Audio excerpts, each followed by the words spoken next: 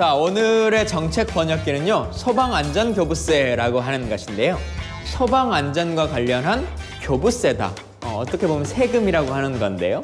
교부세는 정확히는 지방교부세라고 하는 용어가 더 맞을 것 같은데, 이제 특정한 항목의 명칭으로 소방안전교부세라고 하는 것이니까 지역의 소방안전과 관련한 편차가 발생한다면, 지방세만으로 그것을 해결하기가 좀 어렵다면 국가가 국세 중의 일부를 가지고 지역별로 배분해 주겠다라고 하는 걸로 이해하시면 될 것 같은데요.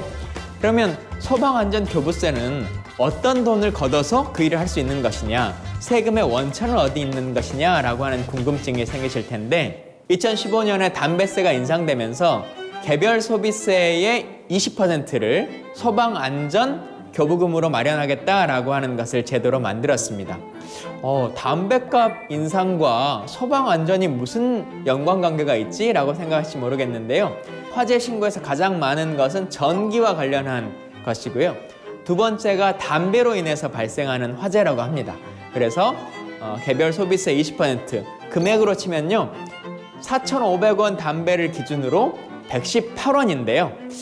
제 생각에는 1원만 조금 더해서 119원, 119로 했으면 훨씬 더 의미 있지 않았을까, 이런 생각이 들기도 하는데 118원씩이 소방안전세로 지급되고 있는 것이죠. 그러면 이 비용은 얼마나 모여서 어떻게 활용되고 있느냐라고 하는 궁금증이 생기실 텐데요.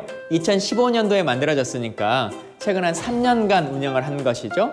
3년간 걷어진 세금이 1조 1,800억 정도의 예산이 투여되는데, 그 비용 중에 다수의 비용은 우리가 많이 걱정해 왔었던 소방관 분들의 처우 개선에 대한 문제나 노후 장비를 개선하는 문제, 이제 이런 것에 한 70% 넘는 비용이 활용되고요. 나머지 비용은 소방 안전과 관련한 것이니까 안전시설을 사전에 정비하고 예방하는 것, 이런 것에 이제 비용이 지출되고 있다고 합니다. 사실 가장 큰 문제는 인력의 부족이라고 볼 수 있을 것 같은데요.